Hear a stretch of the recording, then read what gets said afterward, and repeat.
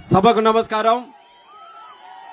నరసన్నపేట నియోజకవర్గంలో ఏర్పాటు చేసుకున్నటువంటి ఈ శంఖారావం సభకి వేదికను అలంకరించినటువంటి పెద్దలు, మనందరి అభిమాన నాయకులు, ఈరోజు దేశంలోనే యువ నాయకుడు ఎవరని ప్రతి ఒక్కరు కూడా అడుగుతుంటే ఆ యువ నాయకత్వానికి సరైన సమాధానం ఇస్తూ యువత అందరికీ కూడా తన గళాన్ని జోడిస్తూ యువత అందరి తాలూకా సమస్యల మీద పోరాటం చేయడానికి నేను సిద్ధంగా ఉన్నాను, మీరు కూడా సిద్ధంగా ఉన్నారా, రండి నాతో అని పిలుపునిస్తున్నటువంటి మన అందరి సోదర సమానుడైనటువంటి నాయకులు, తెలుగుదేశం పార్టీ జాతీయ ప్రధాన కార్యదర్శి మన లోకేష్ అన్న గారికి, అలాగే అధ్యక్షులుగా ఉన్నటువంటి మన నరసన్నపేట నియోజకవర్గ శాసనసభ మాజీ శాసనసభ్యులు, మన అందరి అభిమాన నాయకులు, మన నరసన్నపేట నియోజకవర్గంలో అభివృద్ధి అంటే ఎలా ఉంటుందో చేసి చూపించినటువంటి ఘనుడు మరి పెద్దలు బగ్గు రమణమూర్తి గారు, అలాగే మన శ్రీకాకుళం పార్లమెంటు నియోజకవర్గ అధ్యక్షులు మాజీ శాసనసభ్యులు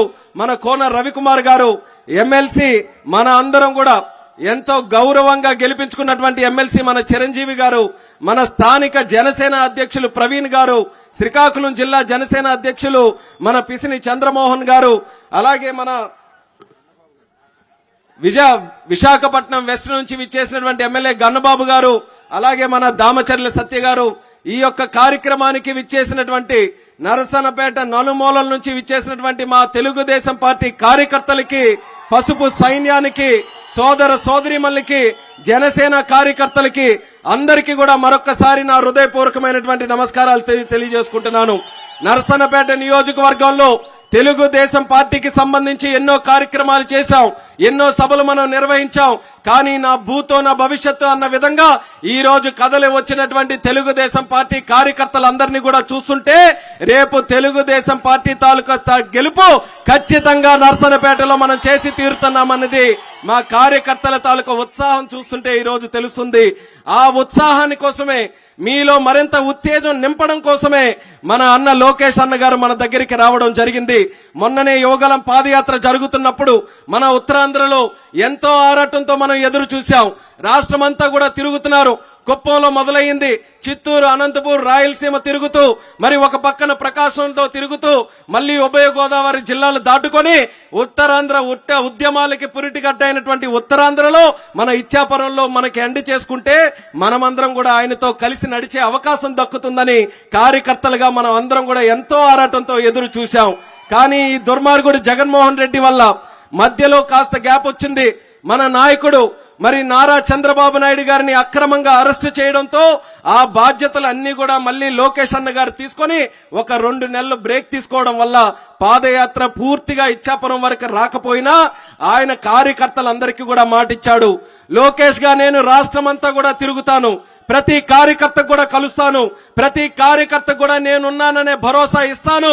ఆ మాట మీద నిలబడి ఈ శంఖారావం సభతో ఈ రోజు మన అందరి దగ్గరికి వచ్చినందుకు మా నరసన్నపేట కార్యకర్తల తరపున లోకేష్ అన్న గారికి ప్రత్యేకమైనటువంటి అభినందనలు తెలియజేసుకుంటున్నాను.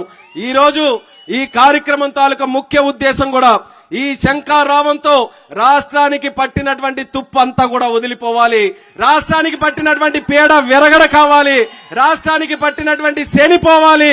ఇది జరగాలనంటే తెలుగుదేశం పార్టీ, జనసేన పార్టీతో ఉన్నటువంటి కూటమిని అఖండమైనటువంటి మెజారిటీతో మనం అందరం కూడా గెలిపించుకోవాలని ఈ సందర్భంగా మీ అందరికీ కూడా తెలియజేసుకుంటున్నాను. మనలాంటి నరసన్నపేట నియోజకవర్గం ఈ శ్రీకాకుళం జిల్లాకే ఆనిముత్యం లాంటి నియోజకవర్గం, ఇంకా చాలా జిల్లాల్లో చాలా నియోజకవర్గాల్లో కార్యకర్తలు కష్టపడి పనిచేస్తున్నారు. కానీ ప్రాణాలు పణంగా పెట్టి కష్టపడినటువంటి కార్యకర్తలు మన నరసన్నపేట నియోజకవర్గంలో ఉన్నారన్నది గర్వంగా ఈ సందర్భంగా తెలియజేస్తున్నాను. ఎన్నో ఒడిదొడుకులు వచ్చాయి, ఎన్నో ఇబ్బందులు వచ్చాయి, అయినప్పటికీ కూడా పార్టీని నమ్ముకొని గెలుపు ఓటముల్ని పక్కన పెట్టి మాకు మా తల్లి ఎంత ముఖ్యమో తల్లి లాంటి ఈ తెలుగుదేశం పార్టీ కూడా మాకు అంతే ముఖ్యమన్నట్టుగా కార్యకర్తలు అందరూ కూడా నిద్రాహారాలు మానుకొని మీ అందరూ కూడా కష్టపడ్డారు. గత 5 సంవత్సరాలు మన పరిపాలనలో 2014 నుంచి 19 వరకు రాష్ట్రం విడిపోయిన తర్వాత ఒక కొత్త రాష్ట్రంగా ఆంధ్రప్రదేశ్ రాష్ట్రం మొదలైతే ఆ రోజు చంద్రబాబు నాయుడు గారు ఏ రకంగా కష్టపడి రాష్ట్రానికి అభివృద్ధి చేశారో మనం అందరం చూసాం. ఒక పక్కన అక్కడ ఆయన కష్టపడితే ఈ నియోజకవర్గంలో రమణమూర్తి గారు కూడా అదే కష్టపడి ఈ నియోజకవర్గాన్ని పూర్తి శాతం అభివృద్ధి చేయాలన్న ఆలోచనతో ఎన్నో కార్యక్రమాలు చంద్రబాబు నాయుడు గారు దృష్టిలో పెట్టి మన నియోజకవర్గంలో మనం సాధించుకోవడం జరిగింది. ఆ రోజు చంద్రబాబు నాయుడు గారి సహకారంతో మన నర్సన్నపేట నియోజకవర్గంలో చరిత్రలో ఎప్పుడూ జరగని విధంగా 180 కోట్ల రూపాయలతో సారవకోట ప్రాంతంలో బొంతు లిఫ్ట్ ఇరిగేషన్ స్కీమ్ ని తయారు చేసినటువంటి ప్రభుత్వం మన తెలుగుదేశం పార్టీ ప్రభుత్వాన్ని తెలియజేస్తున్నాను. అలాగే అక్కడ ఉన్నటువంటి కొమనాపల్లి బ్రిడ్జ్ పూర్తి శాతం మనమే అన్ని రకాలుగా కూడా దాన్ని ముందుకు నడిపించాం. వనిత మండలం దగ్గర బ్రిడ్జ్ మనం ఎంతవరకు కార్యక్రమాలు చేశామో అంతవరకు కూడా మన ప్రభుత్వంలో ఇచ్చినటువంటి నిధులతో చేశాం. అలాగే మన బుడితి దగ్గర వాటర్ స్కీము ఆ రోజు లోకేష్ అన్న గారు పంచాయతీరాజ్ మంత్రిగా ఉన్నప్పుడు ఆయన తాలూకా ఆధ్వర్యంలో అదంతా కూడా కార్యక్రమాలు ముందుకు నడిపించాం. సీసీ రోడ్లు గాని లేకపోతే ప్రధానమైనటువంటి రహదారులు మన నర్సన్నపేట నియోజకవర్గంలో గాని లేకపోతే తంపర భూముల దగ్గర అక్కడ ఉన్నటువంటి పోలాకిలో ఆ కాలువలన్నీ కూడా బాగు చేయడానికి కోట్ల రూపాయలు నిధులు గాని లేకపోతే మనకి వంశధారలో ఉన్న ఓపెన్ హెడ్ ఛానల్స్ గాని ఇలా ఏ కార్యక్రమం తీసుకున్నా సరే తెలుగుదేశం పార్టీ హయాంలో కోట్ల రూపాయలు ఖర్చు పెట్టి ఒక స్వర్ణ యుగంలాగా నర్సన్నపేటను అభివృద్ధి చేసినటువంటి ఘనత మన తెలుగుదేశం పార్టీదన్నది మళ్ళీ మీ అందరికీ కూడా తెలియజేసుకుంటున్నాను. ఆ రోజు రమణమూర్తి గారి కష్టంతో చాలా వరకు కూడా కార్యక్రమాలన్నీ కూడా ముందుకు నడిపించాం. మరి ఆయన కేవలం ఒక ఎమ్మెల్యేగానే అవన్నీ కూడా సాధించారు. కానీ తరువాత వచ్చినటువంటి వ్యక్తులు మరి ఆ వ్యక్తులు ఏ స్థానంలో ఉన్నారో మీరు అందరూ కూడా చూశారు. నర్సన్నపేట వాళ్ళందరూ కూడా ఎమ్మెల్యేగా గెలిపిస్తే అక్కడ ఉన్నటువంటి పెద్ద నాయకుడు ఏం చేశాడు? డిప్యూటీ చీఫ్ మినిస్టర్ గా చేశాడు, R&B మినిస్టర్ గా చేశాడు. మరి ఒక ఎమ్మెల్యేగానే రమణమూర్తి గారు అంత అభివృద్ధి సాధిస్తే మరి డిప్యూటీ చీఫ్ మినిస్టర్ గా ఉన్నటువంటి ఆ వ్యక్తి ఇంకెంత అభివృద్ధి సాధించాలి? నరసన్నపేటల్ని పువ్వుల్లో పెట్టినట్టుగా ఆకాశానికి ఎత్తినట్టుగా చేయాలి. కానీ ఒక్క కార్యక్రమం అంటే ఒక్కటి నరసన్నపేట గర్వంగా చెప్పుకునే విధంగా ఈ నియోజకవర్గంలో ఒక్క కార్యక్రమం జరిగిందా అనేది ఈ సభ ద్వారా నేను ప్రశ్నిస్తున్నాను. ఎక్కడ వేసిన గొంగలు అక్కడ వేసినట్టుగా మనం చేసినటువంటి అభివృద్ధి అంతవరకే అయిపోయింది. ఇంకా ఏదైనా అవకాశం దక్కితే ఏం చేశారు? మనం కట్టినటువంటి బిల్డింగులకి మాత్రం వాళ్ళు రంగులు వేసుకున్నారు. మనం కట్టి వదిలినటువంటి బిల్డింగులకి మాత్రం ఆ రోజు మనం ఓపెనింగ్ చేసుకున్నా సరే సిగ్గు శరం లేకుండా వాళ్ళ పేర్లు పెట్టుకొని మరి ఓపెన్ చేసుకున్నారనంటే ఎంత దౌర్భాగ్యమో ఒక్కసారి మనం అందరం కూడా ఆలోచించాలి. అది నర్సన్నపేట తాలూకా దుస్థితి ఈ రోజు. కేవలం అంతేకాదు, అభివృద్ధి శూన్యమైనా సరే కబ్జాలు మాత్రం 100% కొట్టారు. కబ్జాల్లో మాత్రం ఎక్కడా విడిచిపెట్టలేదు. ఎక్కడ ఎవరు భూమి కనబడితే చాలు వాళ్ళ నాయకులు పడ్డం, చక్కగా కబ్జాలు చేయడం, ఆఖరికి చెరువులు లేనట్టుగా ఈ రోజు కబ్జాలు చేసే పరిస్థితికి వచ్చారనంటే ఎంత తెగించారో మీరందరూ కూడా ఒక్కసారి ఈ సందర్భంగా గుర్తు చేసుకోవాలి. ఆ తెగింపుకి ఈ తెలుగుదేశం పార్టీ అడ్డుకట్టు వేయాలనే ఆలోచనతోనే మీ అందరికీ కూడా మరొకసారి పిలుపునిస్తున్నాను. నరసన్నపేట అలాగే మన పార్కుది కూడా నాన్నగారు ఎర్రన్నాయుడు గారి తాలూకా పేరు మీద కట్టినటువంటి పార్కుని దుర్మార్గంగా దానికి కట్టినటువంటి గోడలను కూడా కూల్చేసి అది కూడా ఆక్రమించుకోవాలనే ప్రయత్నం చేశారు. వాళ్ళకి ఎటువంటి ఇది లేదు. ప్రజలు ఏమైనా అనుకుంటారా? ప్రజలు మళ్ళీ రేపు ఓట్లేస్తారా అంటే బరి తెగించినటువంటి వ్యక్తుల కింద ఈ రోజు ఊరినే దోపిడీ చేసే విధంగా ఈ రోజు వాళ్ళందరూ కూడా పడ్డారు. అటువంటి వ్యక్తులకి శాశ్వతంగా మనం బుద్ధి చెప్పే విధంగా ఈసారి జరిగే నర్సన్నపేట ఎన్నికల్లో తెలుగుదేశం పార్టీ, జనసేన పార్టీ కూటమిని అత్యధికమైనటువంటి మెజారిటీతో మనం అందరం కూడా గెలిపించుకోవాలని మరొకసారి ఈ సందర్భంగా పిలుపునిస్తున్నాను. అది జరగకపోతే మళ్ళీ రాష్ట్రం మనం చూడలేం. రాష్ట్రం తాలూకా పరిస్థితులు ఎలాగున్నాయి? జగన్మోహన్ రెడ్డి తాలూకా పరిపాలనలో ఏ ఒక్కరం కూడా ఆంధ్ర వాళ్ళమని మనం చెప్పుకోవాలనంటే సిగ్గుతో తలదించుకుంటున్నాం. కనీసం ఒక రాజధాని కూడా లేనటువంటి రాష్ట్రం ఈ భారతదేశంలో ఏదైనా ఉందనంటే అది మన ఆంధ్రప్రదేశ్ రాష్ట్రం. అది మన అందరికీ కూడా సిగ్గుచేటు కాదా? కనీసం మనకు ఉన్నటువంటి రైతులు చక్కగా వ్యవసాయం చేసుకోవాలనంటే గాలికి వదిలేశారు. ఈ రోజు వంశధార తాలూకా కార్యక్రమాలు ఇక్కడ హిరమండలో ఉన్న రిజర్వాయర్ గాని కాలువ తాలూకా పనులు గాని ఏ ఒక్కటి కూడా ఈ రోజు పూర్తి చేయకుండా రైతులు వ్యవసాయం చేసుకోవాలనంటే ఈ రోజు నరకం అనుభవించే పరిస్థితికి ఈ రోజు వచ్చారు. కాబట్టి రైతులకి మళ్ళీ చక్కగా వ్యవసాయం చేసుకునేటటువంటి పరిస్థితి రావాలంటే మళ్ళీ చంద్రబాబు నాయుడు గారు ముఖ్యమంత్రిగా రావాలి, తెలుగుదేశం పార్టీ అధికారంలో ఉండాలి. అలాగే మన నర్సన్నపేట నియోజకవర్గంలో ఉన్నటువంటి మత్స్యకారుల గురించి కూడా చెప్పడం జరిగింది. గతంలో మన ప్రభుత్వంలో ఉన్నప్పుడు మత్స్యకారులకి అన్ని రకాలుగా మనం ఆదుకున్నాం. అసలు మత్స్యకారులకి పెద్దపీట వేసిందే విశ్వవిఖ్యాత నట సార్వభౌముడు స్వర్గీయ నందమూరి తారక రామారావు గారు. ఆయన ఎప్పుడైతే ముఖ్యమంత్రిగా ఈ ఆంధ్రప్రదేశ్ రాష్ట్రానికి వచ్చారో ఆ తీర ప్రాంతంలో ఉన్న ఇసుక దెబ్బల్లో ఉన్నటువంటి మత్స్యకారులు అందరూ కూడా శ్వాస పీల్చుకొని మేము కూడా బ్రతకగలమనేటటువంటి ఆ నమ్మకం ఆ మత్స్యకారులందరికీ కూడా కలిగింది.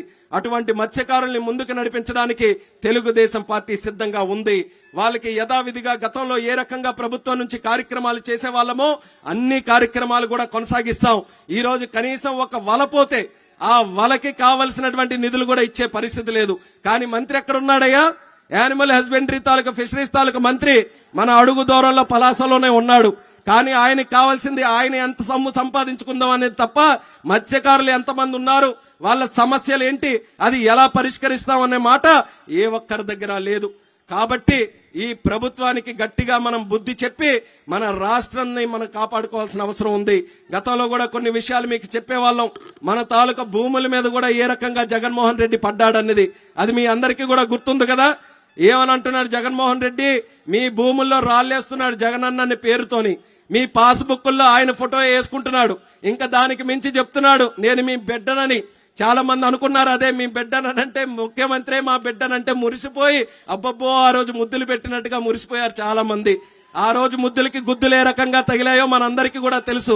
ఈ రోజు మళ్ళీ ఈ చేసినటువంటి కార్యక్రమాలకి రేపు మళ్ళీ మీ అందరి దగ్గరికి వచ్చి మీ బిడ్డగా ఉన్నాను కదా, నీ ఆస్తిలో నాకు వాటా కావాలి, అక్కడ రాళ్ళ మీద నా పేరే ఉంది, పాస్బుక్ల్లో నా ఫోటో ఉంది, మీ ఆస్తి కూడా నాదే అని కాజేసే దుర్మార్గుడు ఈ జగన్మోహన్ రెడ్డి అనేది కూడా తెలియజేస్తున్నాను.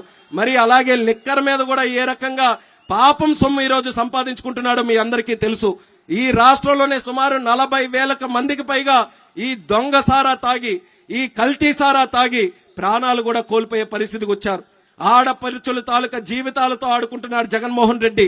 కేవలం డబ్బు సంపాదించాలనే ఆలోచనతో తండ్రి ముఖ్యమంత్రిగా ఉన్నప్పుడే 1,00,000 కోట్లు దోచుకున్నాడు. మొన్న నేను పార్లమెంటులో కూడా మాట్లాడినప్పుడు చెప్పాను, ఏ1లే ముఖ్యమంత్రిగా ఉంటే ఆ రాష్ట్రాలు ఇంకేమైనా బ్రతకగలుగుతాయని. అందుకే అక్కడ పార్లమెంటులో మోదీ గారు కూడా తెలియజేశాం, మీరు భవిష్యత్తులో మళ్ళీ ఖచ్చితంగా వస్తే ఇటువంటి దుర్మార్గులకి స్పెషల్ కోర్టులు పెట్టి స్పెషల్ జడ్జిలు పెట్టి వాళ్ళకి ఖచ్చితంగా శిక్ష వచ్చే విధంగా మళ్ళీ రాజకీయాల్లో మార్పులు తీసుకొని రావాలని పార్లమెంటులో కూడా మాట్లాడుతున్నాం. మరి ఈ రకంగా తెలుగుదేశం పార్టీ తరపున రాష్ట్రం పట్ల ఇంత బాధ్యతతో మనం అందరం కూడా కష్టపడుతున్నప్పుడు నరసన్నపేట ప్రజానికానికి కార్యకర్తల ద్వారా మరొకసారి పిలుపునిస్తున్నాను. మనమే ప్రధానమైనటువంటి పాత్ర పోషించాలి. వచ్చేటటువంటి ఎన్నికల్లో మీరందరూ కూడా ధైర్యంగా ముందుండి నిలబడి మీరందరూ కూడా ఖచ్చితంగా తెలుగుదేశం పార్టీ గెలుపు కోసం అందరూ కూడా కలిసికట్టుగా కృషి చేయాలని కూడా ఈ సందర్భంగా తెలియజేస్తున్నాను. ఒక్క మాట కార్యకర్తలు అందరిలో కూడా ఒక ఆలోచన ఉంది కాబట్టి చెప్తున్నాను. ఈ లోకేష్ అన్న గారి సమక్షంలోనే కార్యకర్తకి నాయకుడికి ఎప్పుడు అన్యాయం జరగదు, అది తెలుగుదేశం పార్టీలోనే జరగదు అనేది మీ అందరికీ కూడా తెలియజేస్తున్నాను. లోకేష్ అన్న గారు అన్ని కూడా పరిశీలిస్తున్నారు, ఎవరు ఏ రకంగా పనిచేస్తున్నారు, కార్యకర్తలు కూడా ఏ రకంగా పనిచేస్తున్నారు.